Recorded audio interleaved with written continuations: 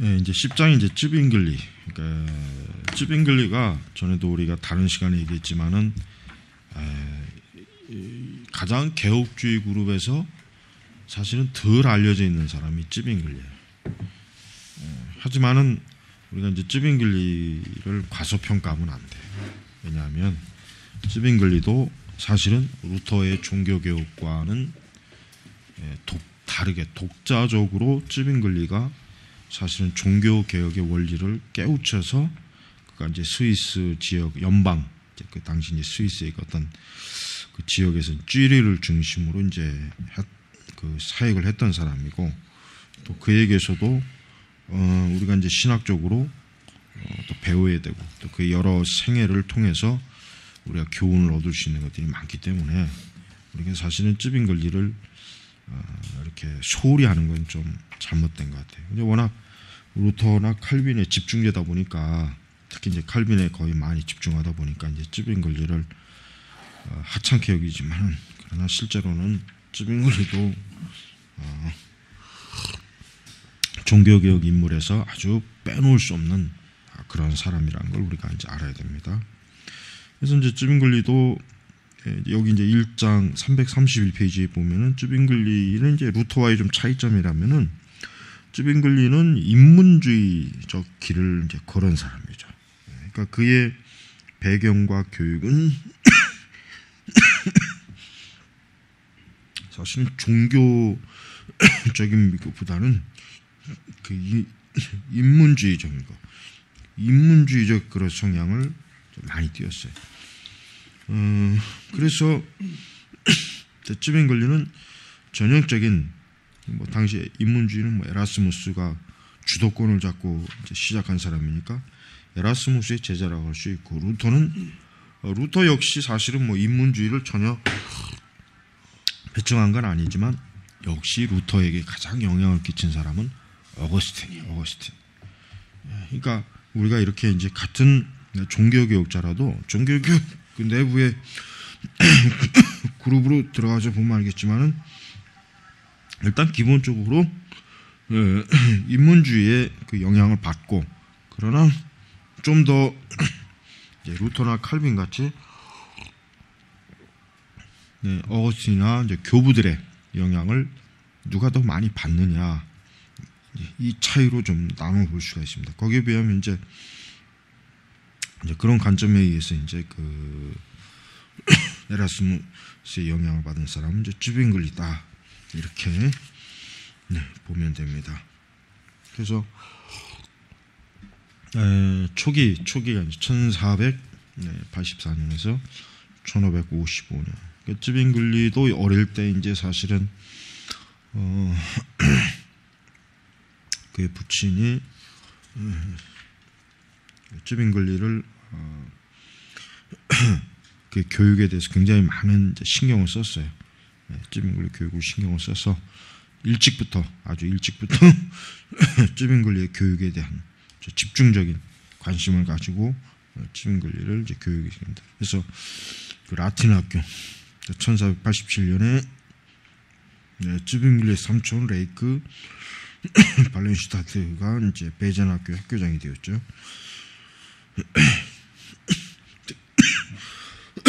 그러니까 중세시대 때 일단 학문, 학자의 길을 가려면 제일 첫 번째 코스가 라틴 학교로 가야 돼요. 일찍부터 라틴 학교에 가서 라틴어를 능숙하게 쓰고 말하고 읽을 줄 알아야 됩니다. 왜냐? 당시에 학자들은 라틴어로 했기 때문에. 그리고 이 라틴어의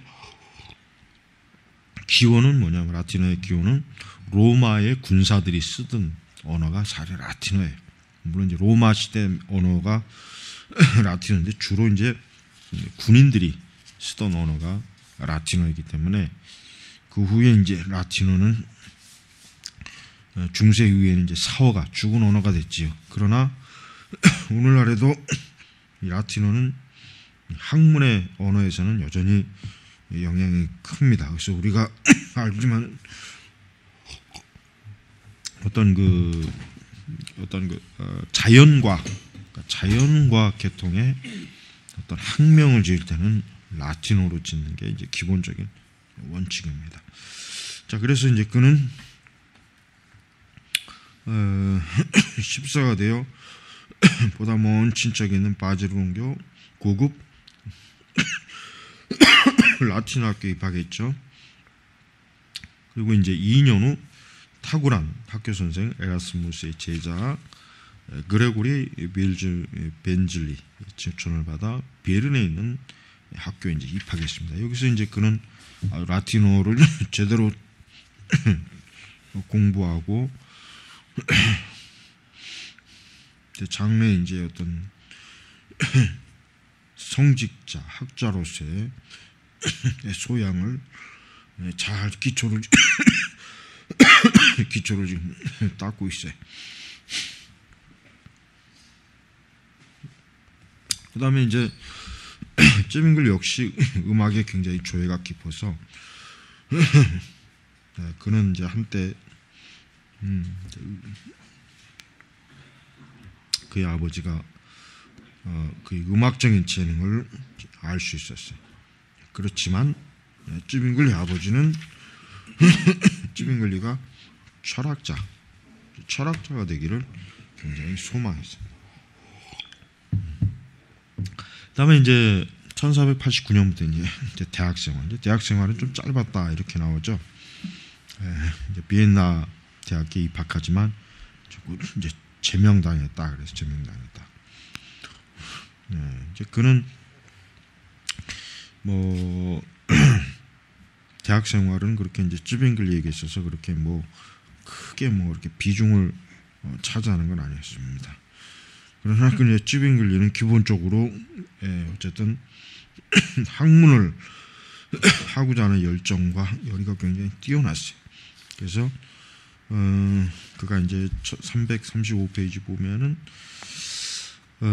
바젤은 비엔나와 전혀 달랐고 대학교도 학생들이 겨우 100명밖에 되지 않은 학교에 대한 자부심이 이제 대단했다. 이제 바젤은 그야말로 스위스다.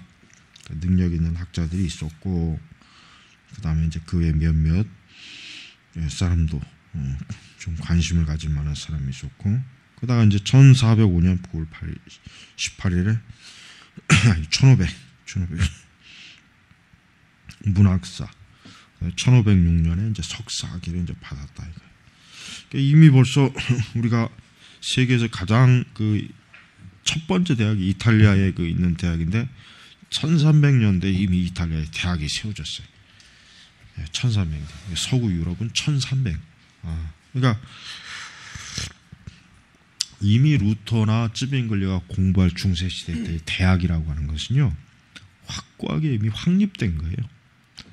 참 대단하지 않아요? 벌써 우리 조선 시대 그냥 한참 막 우리 조선 그러니까 동양이라고 하는 건 나라는 뭐 이제 그 유교 국가, 특히 우리나라 같은 경우는 이제 뭐 유학자들, 동양의 어떤 그 공맹 사상 그런 걸 이제 할 때 이제 서구의 세계는 이 대학이라고 하는 학문, 이 대학이라고 하는 교육기관을 둬가지고 벌써 법률, 신학, 의학 이 3대 학문을 집중적으로 이렇게 교육시키는 기관을 이제 가졌죠. 그 후에 이제 좀 지나가면은 근세에 들어오면 이제 뭔가 그 후에 이제 자연과 그다음에 이제 문학 이런 다양한 과목들이 이제 대학에 이제 들어오게 됩니다.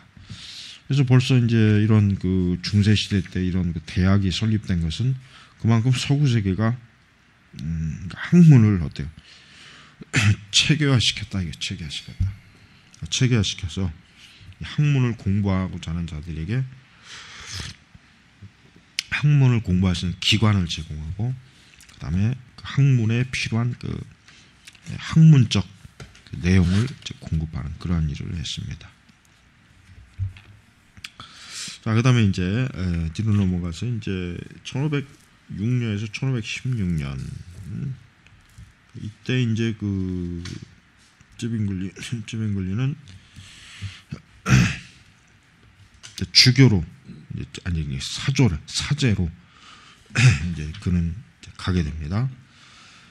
그래서 쯔빙글리는 글라로스 교구의 그 사제로서 이제 그 사제 그 교회는 약 한 1,300명 정도의 마을 주민들이 있었고 이제 그곳에서 이제 그 굉장히 그 찌빙글리가 성실하고 또 아주 제대로 그 사제 역할을 하는 그런 사람이었습니다. 그런 가운데 이제 찌빙글리는 스위스 자체가 이제 뭡니까 용병 국가죠, 용병. 그래서 이제 스위스는 뭐로 먹고 사냐? 용병으로 먹고 사는 거예요. 왜냐하면 땅이 일단 척박하고 땅 자체가 뭐 농사를 지을 수 있는 넓은 그런 뭐 평야나 그런 게 아니라 말 그대로 산악지대에 살아. 그러니까 사람들이 먹고 살 길이라고 하는 것은 용병으로 가서 돈을 버는 게 최고란 말이에요. 그거를 주셨지만은 그거를 이제 그런 것들을 이제 영향이 있었는데 찌빙글리 같은 경우도 결국은 나중에 그 자기 스스로가 이제 그 용병이 되는 그 부분에 있어서 찌빙글리는 이제 군목으로 출전하죠. 군목으로 출전해가지고 이제 그가 여러 이제 공로를 세우고 그런 가운데 교황의 연금을 받는 그런 위치까지. 그런데 이제 이 찌빙글리가 이 교황의 연금을 어떻게 해요? 단호하게 그가 사실은 끊었어야 되는데 질질 끌었어요. 연금 타먹는 그 어떤 그게 욕심이 좀 있었던 건지 그 어떤 돈에 그 하여튼 어느 시기까지는 찌빙글리가 그래도 교황으로부터 연금을 받았지만 나중에 이제 교황하고 교황 측과 이제 논쟁하는 과정에서는 찌빙글리 이제 교황의 그 연금을 이제 거부했습니다. 찌빙글리의 공부는 이제 특히 그가 이제 헬라어 에라스무스의 모든 작품을 그가 사실은 읽고 구입했어요. 그러니까 에라스무스의 글을 굉장히 좋아했던 것 같아요. 그러다 보니까 이제 그가 이제 헬라어도 이제 독학을 한 거죠.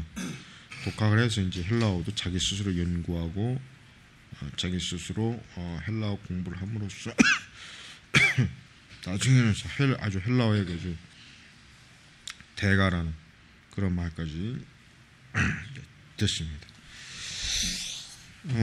그런데 이제 그런 가운데 이제 찌빙글리가 이제 아인스델렌 1516에서 1518년 이 아인스델렌에서 이제 그가 목사로서 이제 성직록을 일단 그러나 이제 여전히 성직록은 수납을 한 상태에서 아인스델렌은 거기에서 이제 그가 목사로서 이제 수고를 했습니다. 아인스델렌이 어디냐면 현재 블랙 동정녀의 체포는 베네딕트 스톤에 위치해 있다. 이러한 스톤의 위치나 이러한 것들은 이제 후대 보시도 그대로 잘 유지되었고, 그러다가 이제 그는 찌빙글리는 340페이지 보면은 찌빙글리 에라스무스에 대해서 굉장히 친밀했어요. 그러면서 이제 거의 같이 목욕을 하고 이제 그런 그 정도로 이제 했는데 기독교 신앙을 그리스도의 철학으로 에라스무스 그리스도의 철학으로 이해했다. 그러니까 찌빙글리는 아직도 요 시기는 어때요? 그가 성경을 선경으로 인도하는 데까지는 못 간 거예요. 물론 나중에 이제 마태복음 강의를 해요. 마태복음 원어를 가지고 이제 설교를 할 때 그때 이제 그가 종교개혁 원리가 좀 정확한 것이구나. 그때 깨닫지. 그는 애초부터 이제 종교개혁을 연구할 생각도 없었고 그것이 아니라 자기 그 찌빙글리 실력을 한번 보여주고 싶다. 뭐 또 한번 사람들에게 알리고 싶다는 이런 생각을 가지고 그는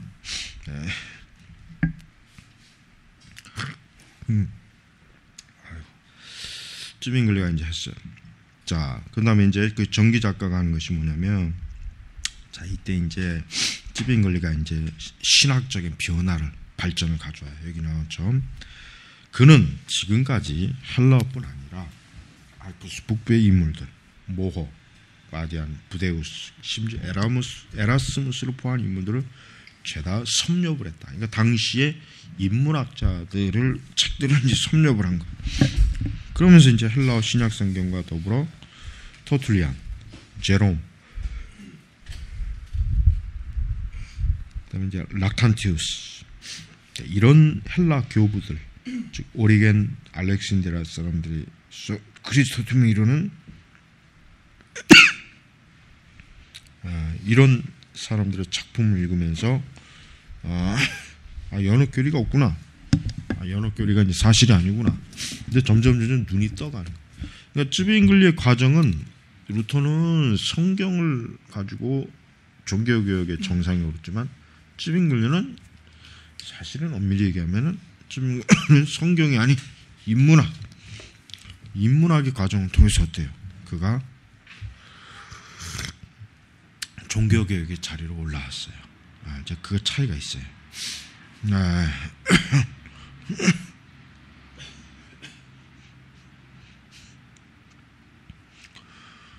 다음에 이제 쯔빙글리는 굉장히 논쟁에 뛰어났고 또 자기의 주재하는 바에서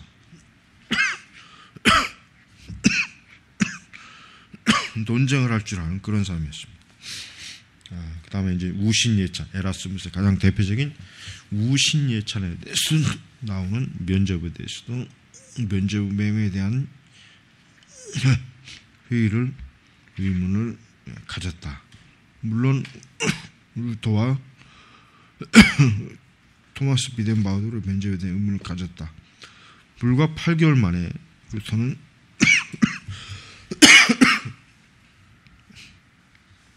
비텐바우나 에라스무스가 표현한 것보다 더 강력하게 이슈를 공격했다. 이렇게 볼 수 있습니다. 잠깐만 좀 쉬자. 340페이지에 중반에 쯔빙글리는 아인시델린 시절의 에라스미안 시대라고 할 수 있다. 쯔빙글리가 이제 초기 에라스무스에 굉장히 많이 이제 빠져서 그의 작품을 거의 다 막 그냥 탐독하고, 기독교 신앙을 그리스도의 철학으로 이해했다 그랬어요. 그런 동안 그는 이제 자기 스스로 독자적으로 이제 헬라어를 굉장히 많이 이제 집중적으로 공부해서 나중에 그가 마태복음 강의할 때는 헬라어 성경을 가지고 그냥 바로 강의를 해버렸어요. 그러니까 그 당시 그 로마 카톨릭은 보통 성경 그 성당에서 라틴어 성경을 쓴단 말이에요. 그리고 라틴어 성경을 또 뭐 있어봐야 거의 쓰지도 않는다고. 그냥 라틴어 뭐 전래 용어나 그저 쭝얼쭝얼거리지 실제로 라틴어를 읽을 수 있는 사제도 별로 없었고, 더더군다나 헬라어나 히브리어 원어를 읽을 수 있는 사제는 거의 없다고 보면 돼. 그러니까 그 찌리 시민들이 그 라틴어로 이제 그러니까 그 헬라어로 마태복음 원어 강독을 하는 걸 보면서 굉장히 참 그 말씀에 그 엄청난 그 참 은혜를 많이 받았죠. 또 쯔빙글리 자신도 그가 이제 마태복음을 헬라어로 직접 강해 설교를 하면서 사람들에게 이제 진리의 기쁨으로 이제 초청을 한 거죠. 자, 그래서 이제 보면은 거기 이제 그는 이제 연옥교리, 그러니까 이제 여러 그 인문주의자들과 그다음에 또 이제 교부들 이런 글들 읽으면서 연옥교리라고 하는 것이 터무니없는 것이구나 하는 걸 알게 됐어요. 연옥교리.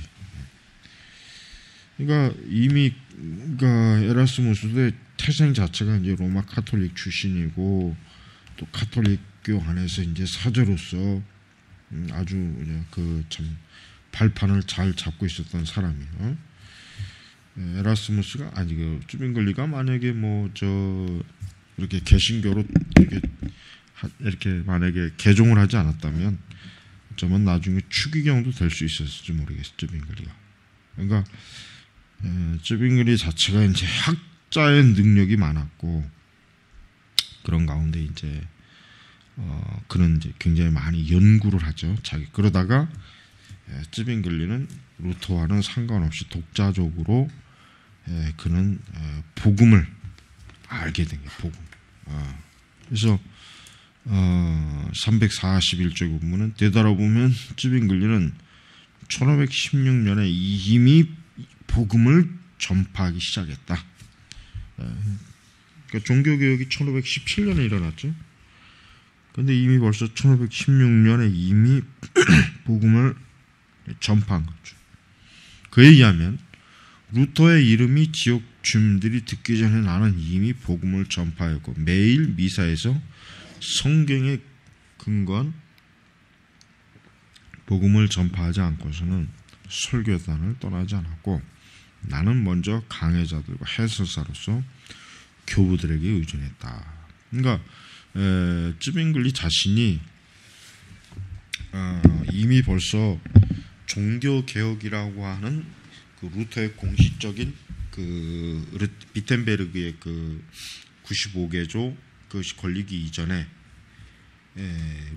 독자적으로 그가 교부들의 글을 읽으면서 카톨릭에 대해서 뭔가 이게 카톨릭이 가르치는 대표적인 연옥 교리를 부터해가지고 점점 이제 쯔빙글리는 카톨릭교가 이게 성경에 근거하지 않는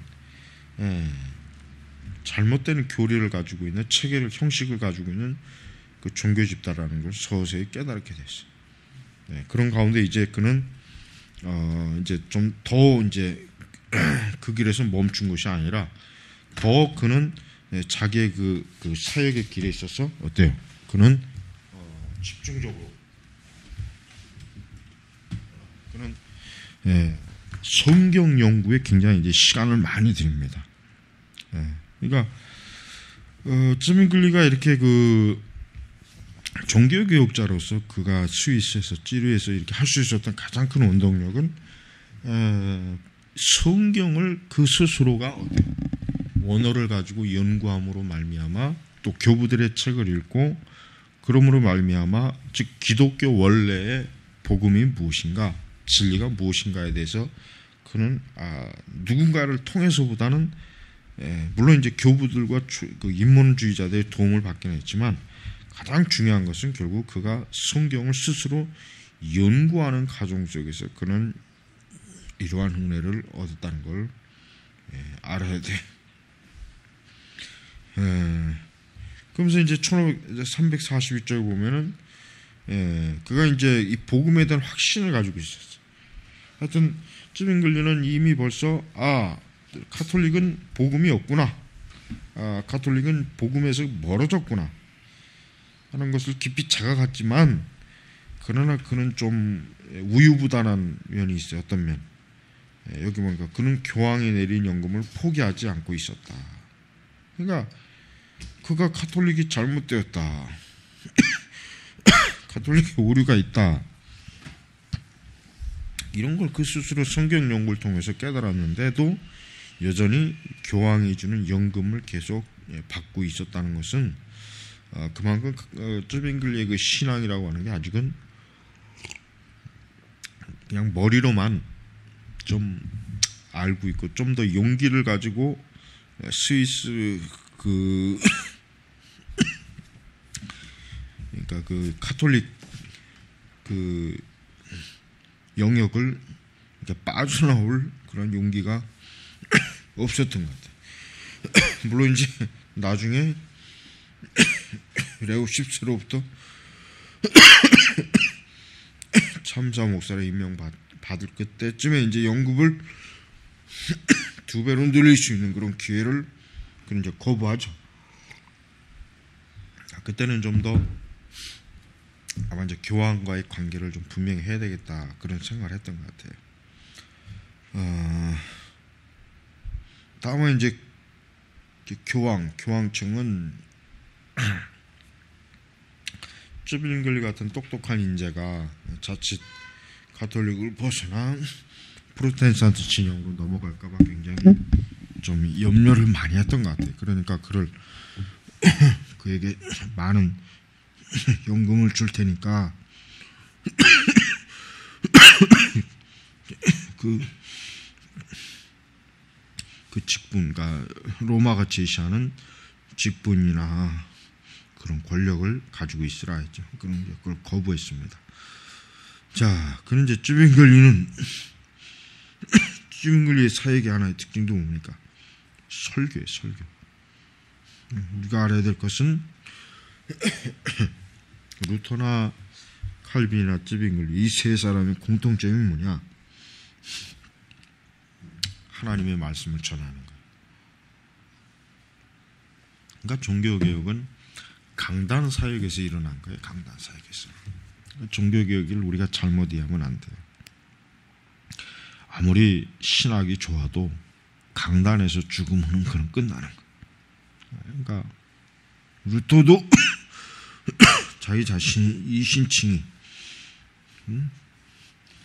그런 구원의 교리에 대해서 깊이 깨달았지만 만약에 그가 강단 사역을 못했다면 나는 분명히 루터의 종교개혁은 그렇게 크게 성공적일 수가 없다. 그냥 단순히 학문적인 영역에서만 다룰 수 있다 이거예요. 그러니까 우리는 항상 우리의 신학이 어때요? 강단에서 분명하게 드러내야 돼. 그러니까 강단에서 드러내지 않고 살아나지 않으면은 아무리 좋은 신학, 정통 신학에서도 어때요? 빛을 보기가 힘들어요.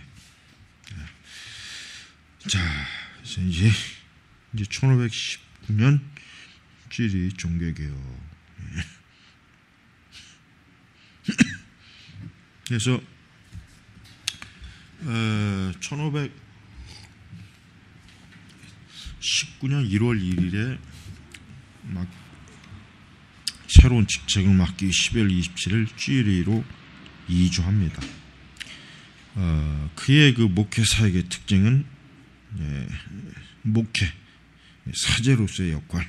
그러니까 이 사제로서의 역할이 뭡니까? 미사를 집례하고 병든 자를 방문하고 복음을 선포하는 목회자예요. 그러니까 쥐리의 말로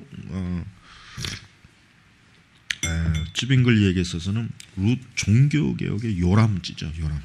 요람지였단 말이에요. 그리고 이제 쯔빙글리가 다른 그 이전의 사제들하고 다른 한 가지는 뭐예요? 그는 처음부터 쯔빙글리는 설교를 강조하면서 백성들에게 예배에 참여하는 기쁨을 느끼도록 했다. 그러니까 벌써 그 당시에 쯔빙글리 사역이 가장 스위스에서 왜 이렇게 인기가 있었냐? 왜 폭풍 같은 참 하나님 사람들 환호가 있었느냐? 그건 뭐 설교입니다. 설교. 오직 하나님의 말씀을 루터는 아주 명쾌하게 카톨릭 모호하고 그 말 같지도 않은 그 헛소리에 속지 않고 아주 명확하게 복음을 전하는 것을 우리가 알 수 있어요. 그래서 그는 종교개혁의 그 전통을 벗어난 것은 아니에요. 그러려고 할 생각을. 그러나 이제 그가 성경과 교회법으로 들어갈 때 교회가 청결하게 될 수 있는 에라스무스적 개혁. 에라스무스는 교회가 부패했다, 썩었다, 더러워졌다. 그리고 그 중심에 목회자가 있다. 이게 에라스무스의 아주 집중된 그 공격이거든요. 근데 이제 우리가 알 것은 쯔빙글리는 단순히 그저 책상 앞에서 연구 끄적끄적 하다가 나오는 그러한 사역자가 아니라 그는 하나님의 백성들에게 온 힘을 다해서 복음을 전하는 일에 그는 정말 열심히 했어요. 특히 그가 이제 마태복음을 강의를 마무리하기 전에 스위스 찌리에 이제 전염병이 돌아서 굉장히 많은 사람이 죽었죠. 7,000명 중에 4분의 1이 죽었어요. 그러니까 이제 그때는 영주나 뭐 땅값이나 좀 굉장히 쌌죠. 그러다가 이제 나중에는 이제 그 쥐리 자체가 굉장히 좀 부유한 도시가 되었고, 그러나 아직도 이 시기는 쥐리는 여전히 참 소망이 없는 그런 도시였습니다. 그런 가운데 이제 쯔빙글리 자신도 1519년에 큰 병이 들어서 이제 사경을 헤매고 그러다가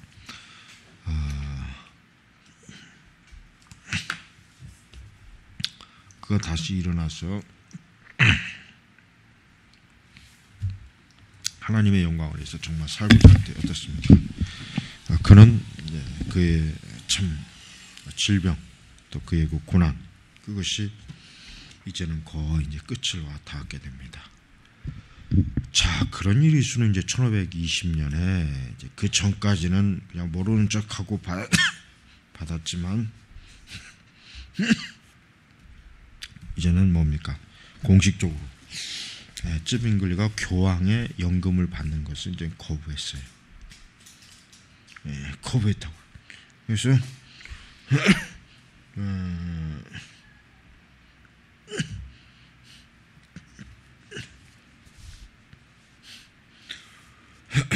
쯔빙글리 자신이 이러한 상황 속에서 그는 기독교 사역을 어떻게든 지속적으로 이끌고 나갔습니다.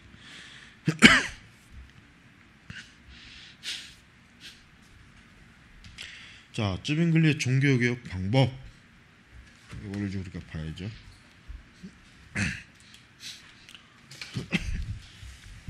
그러니까 자, 쯔빙글리는 그러면은 어떻게 종교개혁을 했는지가 이제 그게 이제 중요한 문제입니다. 쯔빙글리는 그 종교개혁에서부터 종교개혁을 설교단에서부터 착수했다 그랬죠. 그러니까 그의 가장 먼저 개혁이 될 부분은 설교다. 그걸 이제 바르게 이제 깨달았습니다. 그래서 이 복음을 통해서 쯔빙글리는 전 지역에 있는 스위스 전 지역에 있는 모든 영혼들이 복음을 듣고 그리스도께로 돌아오도록 했어요. 자, 그다음에 이제 복음 설교.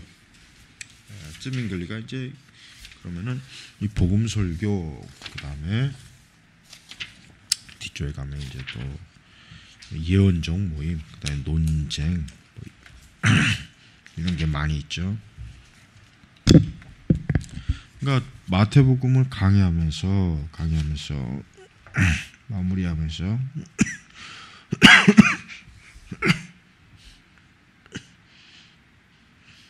그는 이제 이 복음서의 이 차분한 가운데서 마태복음의 열정적인 관계로 어때요? 방향을 돌린 거예요. 방향. 그런 가운데 이제 와중에 디모데전서 전후서를 이제 내놓았는데 이게 너무 좀 또 바울적이 아니냐 그런 비판을 받을 것 같아요. 그렇지만 우리가 알아야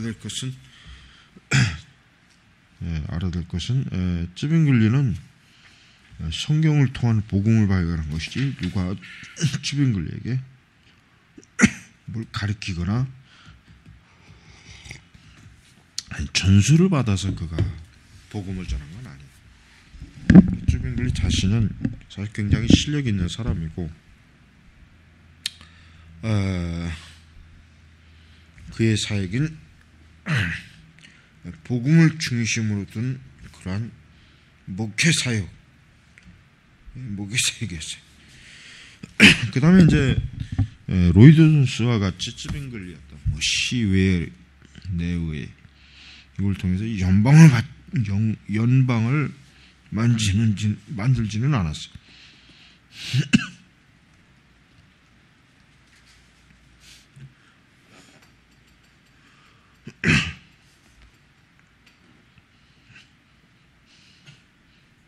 그래서 쯔빙글리는 그의 모든 공적인 천주교에서 받은 공적인 모든 영역에서 이제 제외되고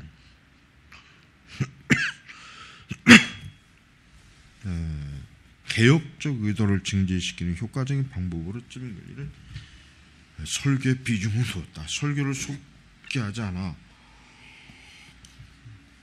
타인들이 읽을 수 없었기 때문에 종교개혁의 진보는 그만큼 쉽게 확산되지 못했다. 그러니까 이 팜플렛, 그 당시 팜플렛이라고 하는 것은 뭐냐면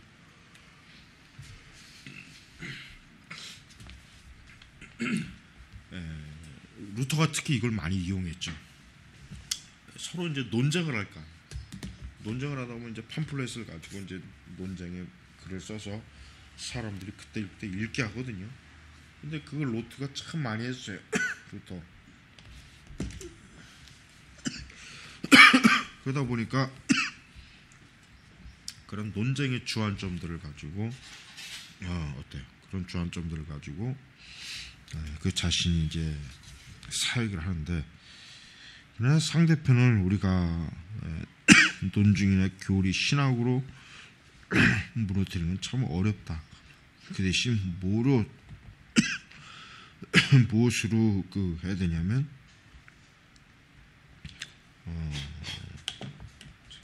그는 설교, 강단 설교를 통해서 사람들을 어때요? 회심케 하고 변화시키고, 강단 사역을 통해서 그는 교회를 개혁하는 일에 가장 우선했습니다.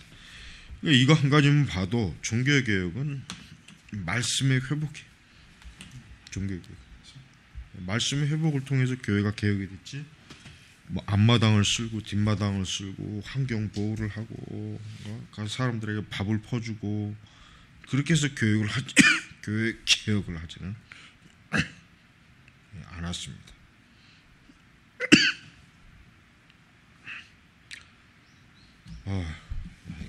그래서 이제 교황이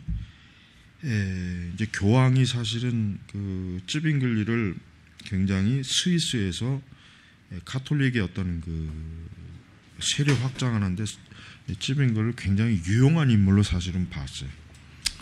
그런데 이제 쯔빙글리는 결국은 나중에 이제 단호하게 이제 그 교황이 주는 연금도 거부하고 이제 그것을 나는 이제 받아들이지 않겠다. 그렇게 했습니다. 그런데 이제 여기서 이제 한 가지 정치적인 문제가 있죠. 뭐냐면 유독 우리가 이제 보면 알겠지만은 독일에서의 종교 개혁은 교황이 굉장히 막 극도로 신경을 많이 쓰는데 스위스에서의 종교 개혁은 조금 교황이 여기 이 책에 잘 나와 있죠. 그 스위스에서 종교 개혁을 조금 그 뭐라 그럴까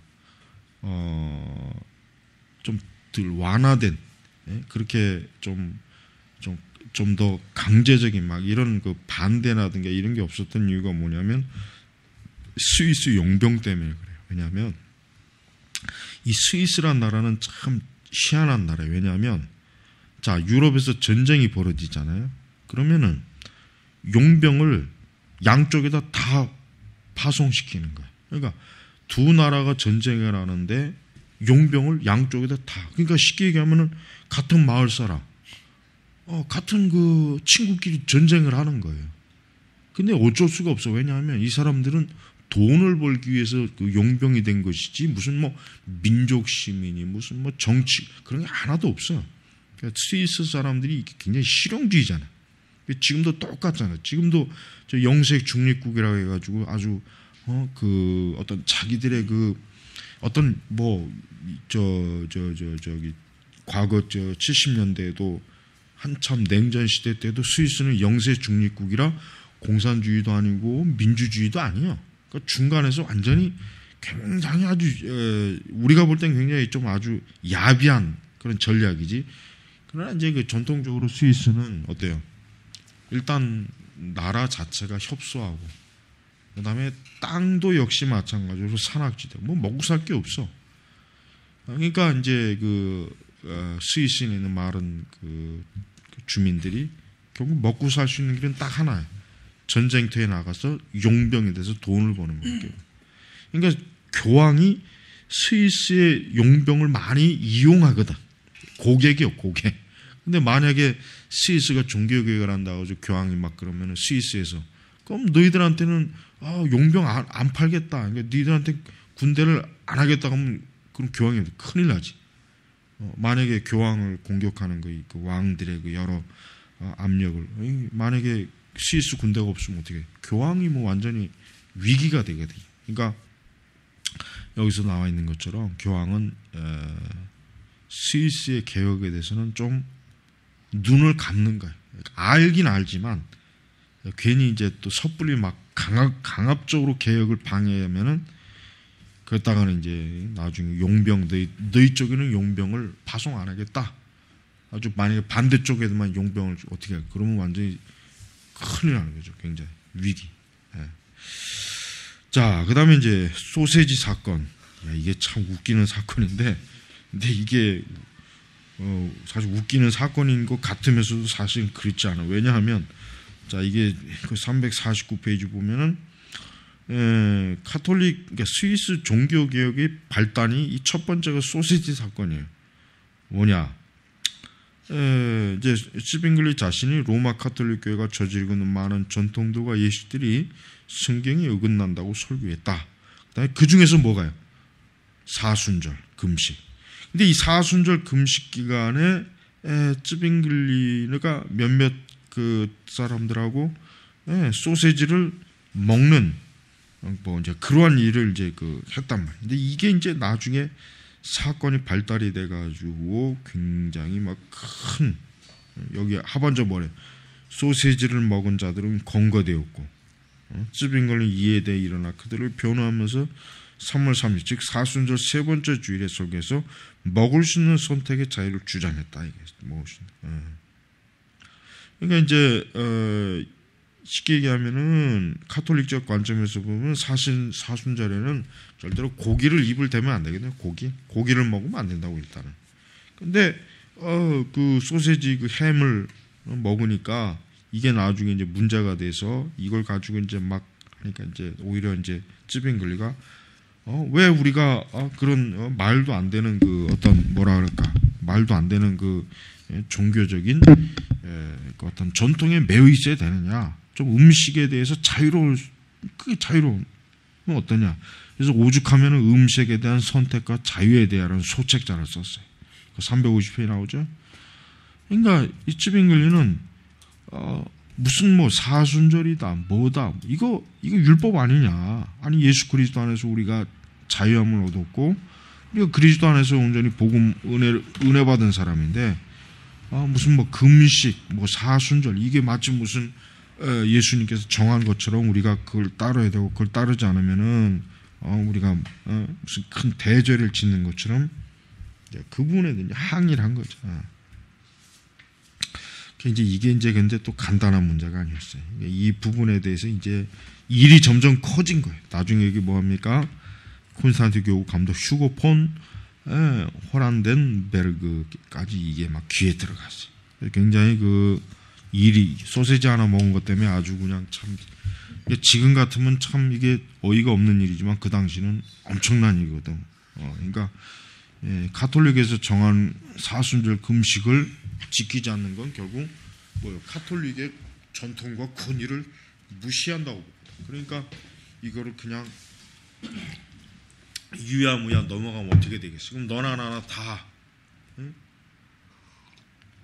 로마 천주교가 정해놓은 전통과 금식을 거부하게 되면 그러면 어떻게 되죠? 교황의 권위가 실추되고 교회의 권위가 실추되는 거예요. 그래서 이 문제를 그냥 넘어가지 않고 이렇게 어떤 재판, 그다음에 심지어 교구 감독, 뭐 심지어는 뭐 이제 스위스 의회까지도 이 문제가 이제 들어가서 나중에 어떤 조치가 내립니까? 종교개혁 교리를 더 이상 설교하지 못하는 법령을 통과시키는 종교개혁의 아주 중대한, 그러니까 스위스 종교개혁의 중대한 어떤 변화를 일으키는데 이 소세지 사건은 아주 큰 역할을.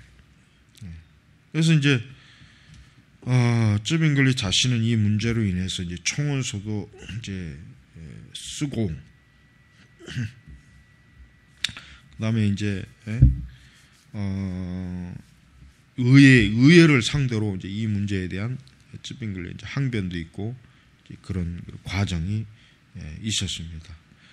그리고 이제 또 이제 결혼의 문제, 사제 금욕의 문제도 또 역시 같이 문제가 불거져 나왔어요. 그래가지고 이 청원서에는 이제 이 사제 문제, 결혼의 문제 이런 부분에 대해서도 그가 이제 얘기를 했죠. 이제 그 당시 이제 폐단이 뭐예요? 사생아들. 여기 보니까 무려 1,500명의 사제가 부친이라고 말하는 1,500명의 사생아들이 질비했다. 그러니까 로마 가톨릭이 실제로는 사제들 독신을 엄격하게 뭐 형식적으로 했지만은 적어도 중세 시대는 이게 어때요? 굉장히 어려웠던 시대.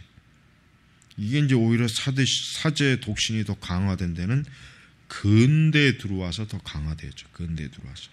그러니까 중세 시대에는 이미 교황이나 뭐 추기경이나 대주교나 뭐 주교나 사제나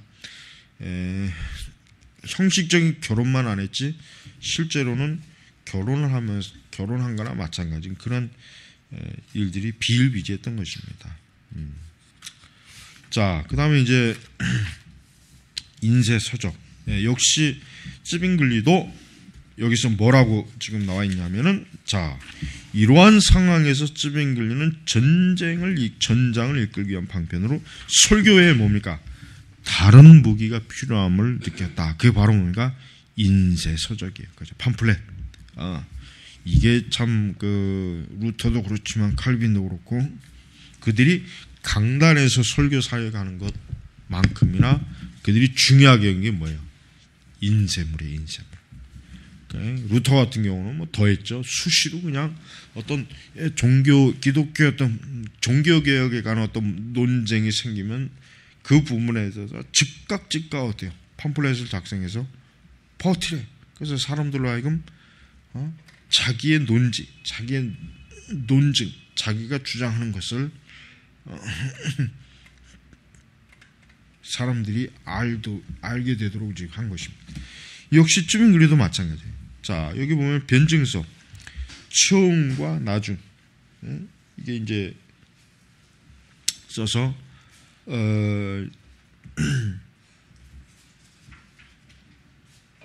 대성당 참사에 보낸 감독의 선진에 대한 답변이죠. 그러니까 변증이라는 것은 말 그대로 나를 변호하는 어떠한 문서인데 그 뭘 변호하느냐? 결국 쯔빙글리의 그 종교개혁 사상에 대한 어때요? 이 대성당 참사회 감독이 쯔빙글리의 그 신앙적 사상에 대한 그 부분에 대해서 이제 나름대로 자기 나름대로 답변을 쓴 거예요. 그래서 이제 소논문 형식으로 제목 헬라어고 제목 두 번째 단어는 찌빙글리가 헬라어 두 단어에서 구원한 것이다. 그러니까 소노문 자체는 라틴어다 이거죠. 그다음에 이제 9월 6일 날 하나님의 말씀의 사랑과 확신에 대하여 이것도 그러니까 소책자로 출간이 되었죠. 그러니까 이렇게 소책자로 출간하는 이유는 그 당시에 지식인들이 그 당시의 신학자들과 지식인들과 또 대중들 가운데 그래도 글을 읽을 줄 아는 사람들이 상대방의 의견이나 뜻을 소통할 수 있는 그 매체가 뭡니까? 이 소책자였단 말이에요. 오늘 같으면 뭐 뉴스도 있고 방송도 있고 신문도 있고 인터넷도 있고 뭐 여러 가지 많잖아요. 뭐 책도 있고. 그러나 그 당시에는 그 모든 게 다 제한되어 있죠. 그 당시에는 이제 이 변증서 팜플렛 작성하는 게 굉장히 큰 유행이었어요. 그러고 난 다음에 이제 두 번째 이제 변증서를 쓰고 그 다음에 이제 그 찌빙글리는 정통을 고수하며 반대하는 자신의 입장을 분명히 하려는 계획을 세웠다. 의의 도움으로 종교교육자 수녀들 앞에서 공청회를 하는 기회를 가졌다. 이 경우 그는 설교를 준비했고 그는 가정에서 그는 개정되어 소책자로 출판되었다. 이러한 그 찌빙글리의 문서 사역은 또 역시 굉장히 효과가 잘 나타나서 나중에 이제 찌빙글리의 그 스위스 종교개혁에 굉장히 큰 원동력이 되는 그러한 일도 이제 생겨난 것입니다. 자 이제 353페이지 이제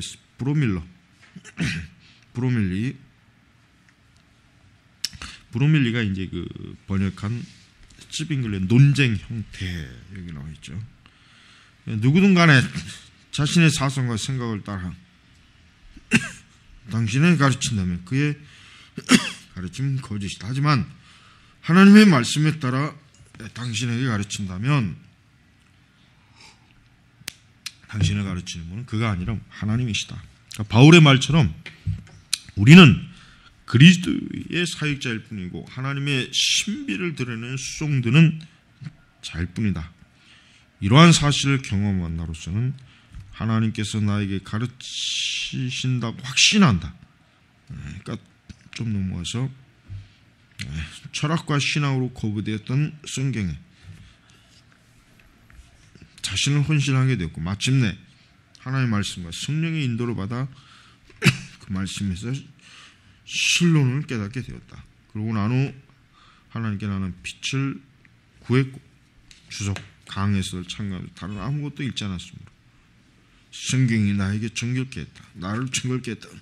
내 자신이 이해로는 도저히 이룰 수 없었던 하나님의 인도하심의 사인을 주목하라. 바울의 말씀에 귀를 기울여보자. 그러니까 찌빙글리 자신도 어때요? 굉장히 하나님의 말씀에 대한 확신이 강한 거예요. 서두에 말했지만 사실 찌빙글리의 출발은 인문주의자거든.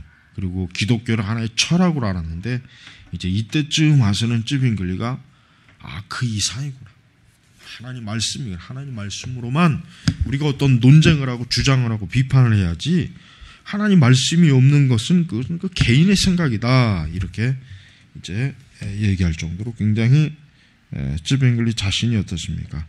하나님 말씀에 대한 확신이 커졌어요. 자신감이 생깁니다. 그래서 비록 말씀이 뭐 미련하게 보이고 어리석게 보이고 깨닫지 못한다 해도 이것은 신령한 말씀이기 때문에 깨달을 수 있을 것이다. 이렇게 합니다. 설교를 마무리하면 찌빙글리 12가지 설교를 요약했다. 9번째와 10번째는 그의 뜻이 잘 나타난 것이다. 당신의 사람들이 교리를 들을 때보다 하나님의 말씀을 당신의 새롭고 정결하게 만들 때 하나님께서 당신 안에서 역사하신 것을 확신할 수 있다. 10번째, 하나님의 은혜로 확신하고 영원한 구원을 확신하게 될 때 그것은 하나님께서 당신에게 허락하신 것이다. 그러니까 찌빙글리 그 생애 과정 속에 우리가 알 수 있는 건 뭐냐면 찌빙글리는 처음에는 인문주의자로 시작됐지만 나중에는 진정으로 그는 하나님의 말씀의 종으로 그런 끝을 맺었다 하는 것을 우리가 알 수가 있습니다. 자, 그다음에 이제 예언적 모임, 그다음 논쟁 뭐 여러 이제 있죠. 67개 항목, 이러한 그 여러 논쟁들 이것들을 이제 여러분 쭉 읽어보고 이 책도 하여튼 그 나머지 것도 이제 읽어보면은 도움이 되는 거 많아요. 나머지 것도 한번 쭉 읽어봐서 이제 이 책에 나와 있는 그 르네상스와 종교개혁이 어떠한 연관이 되어 있는가 잘 이해하면 종교개혁을 잘 더 이해할 수가 있습니다. 예, 이상입니다.